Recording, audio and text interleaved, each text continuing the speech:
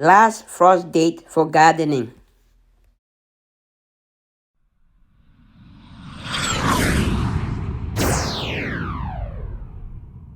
Hello, welcome to 77's Garden, where we talk about gardening, ways to save money, and other special events. If you are new to the channel, please subscribe and hit the bell icon so that you get notified of all upcoming videos. Hello, today we're going to talk about last frost date. Last frost date is an important consideration for gardeners and farmers. It's a date after which is generally considered safe to plant tender crops and flowers outside without fear of damage from frost. Frost occurs when the temperature drops below freezing, causing water droplets on surfaces such as leaves and petals to freeze, and this can damage the plant, the seedlings, and ultimately lead to the death of the plant or the seedling. In some cases, frost can also damage seeds and prevent them from germinating. So the last frost date varies depending on your location and climate. In general, areas of colder climates or higher elevations will have a later frost date than areas with warmer climates and lower elevations. You can check your last frost date in your area based on your gardening zone. And there are several resources online for that. I have a blog that talks about it. There's more information about it. I'll put it in the description. It also gives you a location where you can put in your zip code, and it will tell you the last frost date in your area and more other information. So check out the link in the description below the blog that I talked about last frost date and more information about last frost date. I am in zone 6 and our last frost date is May 4th this year.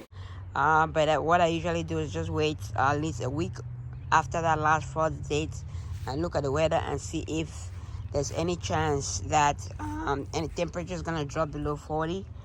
If there's any temperature that shows that's going to drop below 40, then I don't transplant my stuff into the garden. I wait until maybe 10 days or 2 weeks after the last frost date to plant. But if you're planting like seeds into the garden or into raised beds like these, you can plant the seeds. By the time the seeds germinate and pop out of the soil, probably 1 or 2 weeks after the last frost date would have come and passed, so you can plant seeds. But transplanting your stuff into the garden, especially your seedlings that have done well and they are ready to be transplanted outside, you don't want to move them into the garden if you're not sure, because last thing you want is your seedlings like this to get destroyed by frost at night when the temperature goes below 40 degrees, and the leaves, because the leaves are very tender for young plants like these, the leaves would easily die and the plants might easily die because they are small plants and they cannot withstand the cold temperature, especially tropical plants like these. You want to make sure that you're absolutely certain that there won't be any frost before you transplant them outside. So make sure you check your last frost date in your area and just give it a buffer of a week or maybe 2 weeks after that to transplant your seedlings outside. If you're transplanting at least cold weather crops or cold weather crops that can withstand the cold weather, then you can do that at exact same time as a last frost date. But if you have tropical plants and plants that love the hot temperature, like butternut squash, like peppers, like tomatoes, you want to wait a couple of like I said, like 2 weeks or 10 days after the last frost date to bring your stuff outside, just to be on the safe side, to bring your seedlings outside. So right now we have some seedlings that are ready to be transplanted outside. Some are still not ready, some are still coming along.